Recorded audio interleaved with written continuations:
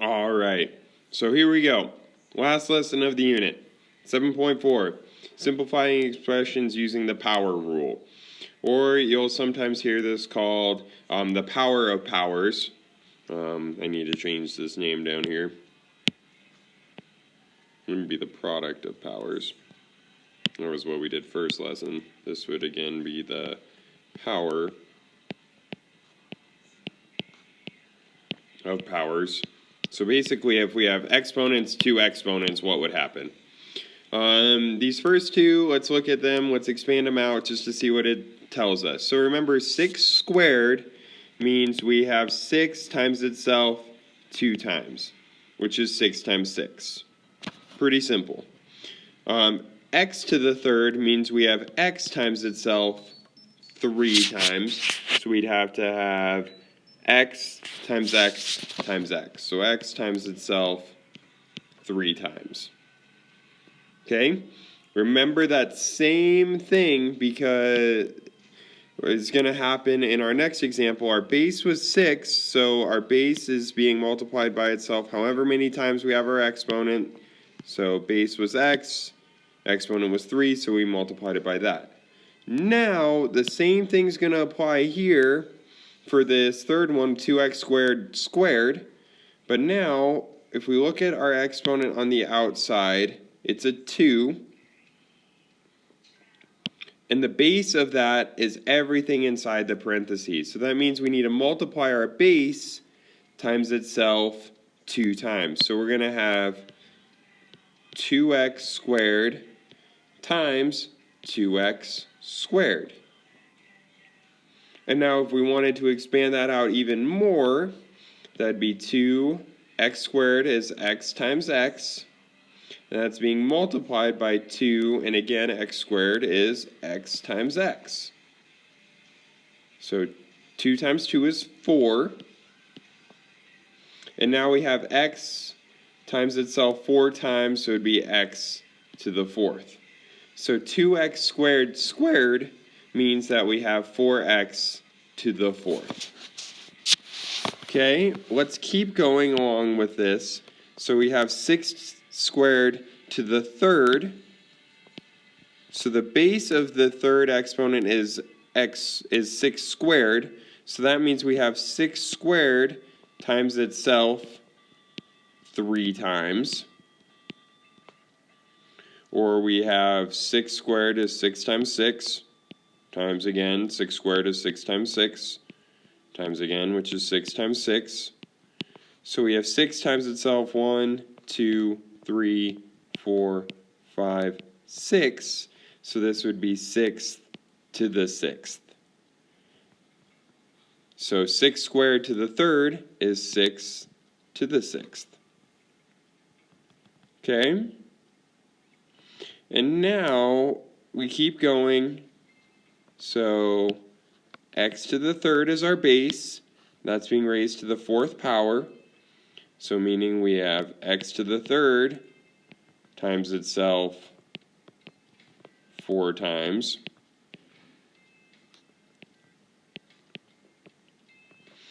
And now instead of writing out x to the 3x's, 3x's, 3x's, 3x's, we can use our product of powers rule because we have the same base in all of these. So we're going to have x, and then we got to add all these exponents. So x to the third plus 3 plus 3 plus 3 means we're going to have x to the 12th. So x to the third to the 4th means that we have x to the 12th. Okay, let's look at this last one and then we'll look at the pattern here. So 2x squared, y to the third, that's our base. Exponent is 2, so that's being multiplied by itself 2 times. So we'd have 2x squared, y to the third, times 2x squared, y to the third. And now let's use our product of powers rule again. So we multiply our coefficients. So we'd have to do 2 times 2. Gives us 4. And now we have a base of x and a base of y. X is going to be, we need to add 2 and 2, so we're going to have x to the second plus 2. Y, we need to add 3 and 3, so we're going to have y to the third plus 3. So we get 4x to the fourth, y to the sixth. Okay, so these last four are going to be very helpful to see the pattern here. So let me get my different color. So here we had x squared, and that was raised to the second power. And we ended up with 4. So we could either have 2 times 2, which is 4, or 2 plus 2, which is 4. So that doesn't really help us to narrow down our pattern, but on this x squared to the third, we have a squared into the third, then our answer ended up as 6. So we can either add 2 plus 3, but that does not equal 6. But 2 times 3, that equals 6. So it looks like we multiply these exponents. So let's see if that works. 3 times 4, so x to the 3 times 4. Hey, that gives us x to the 12th. So here we had x squared squared, so it'd be x to the second times 2. And then we had y to the third squared, so it'd be y to the third times 2. So we got x to the fourth, y to the sixth. That was what we got down here. And then we just multiplied 2 times itself. So we got 4. Okay, so that's our pattern. So if we have an exponent raised to an exponent, we multiply the exponents. So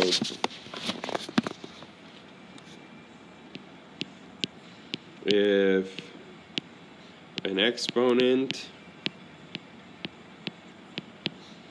is raised to an exponent,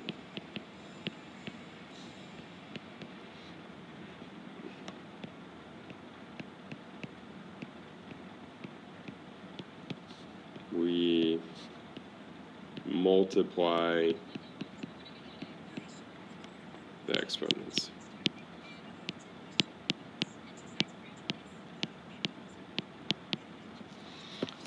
Alright, so if we have an exponent raised to an exponent, we multiply them. So let's just look at this one more time, expand it out, because that we can always expand this out. 2 to the third squared means we have 2 to the third times 2 to the third, which would be the same as 2 times 2 times 2 times 2 times 2 times 2, which would give us x to the sixth. Not x to the sixth, what am I talking about? 2 to the sixth. Or if we have our powers to the powers, we'd have 2 as our base, to the 3 times 2, and that gives us x to the sixth. So we should get 2 to the sixth. I keep saying x to the sixth, I mean 2 to the sixth. Alright, let's do one more expanded out, and then we'll just use our rule. So x to the fourth to the third means we'd have x to the fourth times x to the fourth times x to the fourth. And now we could write out x to the 4x's times 4x's times 4x's, or we can use our power of powers rule, or product of powers, so we could do 4 plus 4 plus 4. And because we all have the same base, so it'd be x to the fourth plus 4 plus 4, which would be x to the 12th. So we get x to the 12th. Or if we use our product of power, or power of powers, base is x. We do 4 times 3, and that's equal to x to the 12th. Okay. And so we keep going here. 2x to the third is our base, that's squared. So technically we could think about this. So So 2 is our coefficient, and technically there's a coefficient or an exponent of 1 on that 2, because 2 to the first is just 2. So here we would need to multiply the exponent of 1 times 2, so this would be 2 to the first times 2. And now we have a base of x, which is to the third, so it would be x to the third times 2. 1 times 2 is 2, so we'd have 2 to the second. 3 times 2 is 6, so we'd have x to the sixth. And now remember, 2 squared is 4, so this would give us 4x to the sixth. That'd be our answer. Okay.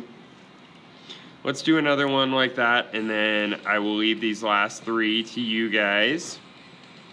So again, we have -3 as our coefficient, and that technically has a 1 as the exponent. So we'd have -3 to the first times 2. Then we have a y as our base, and that's raised to the second, so we'd have y to the second times 2. And to better put that, we'd have -3 there. So we have -3, 1 times 2 is 2. 2 times 2 is 4, so it'd be y to the fourth. Now -3 squared is 9, so this answer would be 9y to the fourth. Alright? And then we're going to mix some rules together. So I'll leave these guys for you to be able to figure out. And I'll give you guys the answers here in just a second. So here you should get 16 all over x to the 24th. Because remember, we don't want to have negative exponents. Here you're going to have 3 over x to the fourth. Let me write that better.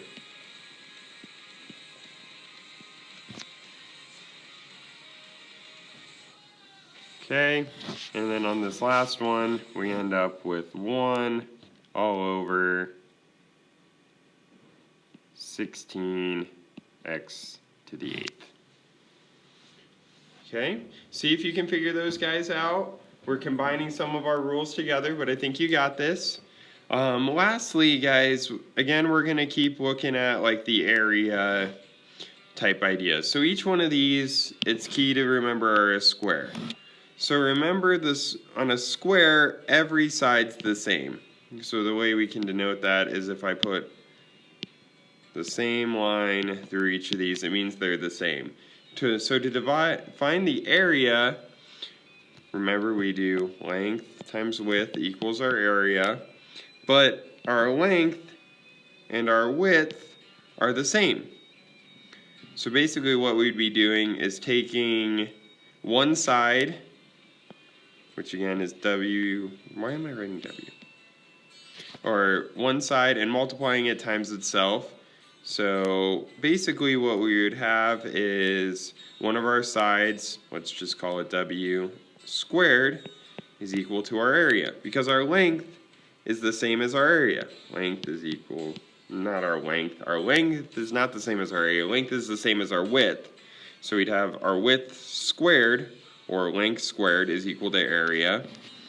Or we could just take the side that we're given and multiply it by itself, which would mean it'd be squared. So we'd have x squared y to the fourth squared. So our bases, we'd have x, using our power of powers, x to the second times 2, y to the fourth times 2. So we get x to the fourth, y to the 8th. That'd be our answer. And we could do the same thing with this next one. We take 6 x to the 8th, and that's going to be squared because it's multiplied by itself. There's technically an exponent of 1 on that 6, so it'd be 6 to the first times 2, x to the 8th times 2, so we get 6 squared x to the 16th, or 36 x to the 16th would be our area. And again, remember guys, we can always write this out. So 6x to the 8th means we got 6 x to the 8th times 6 x to the 8th.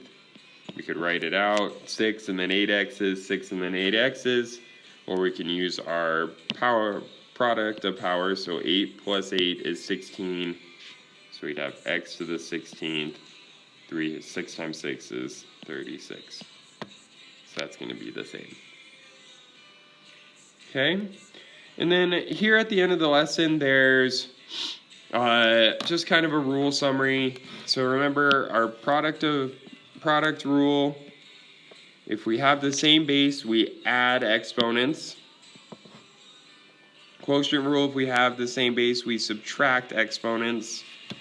Power rule, if we have exponent 2 and exponents we multiply. 0 exponent, anything to the 0 is 1. And then the negative exponent means we got to move the side that the exponent is on. And key reminder here at the bottom, coefficients multiply or divide as normal. All right, so give those examples up here a try, 5, 6, and 7. See if you get that same answer. And as always, guys, reach out to me. Let me know if you have any questions.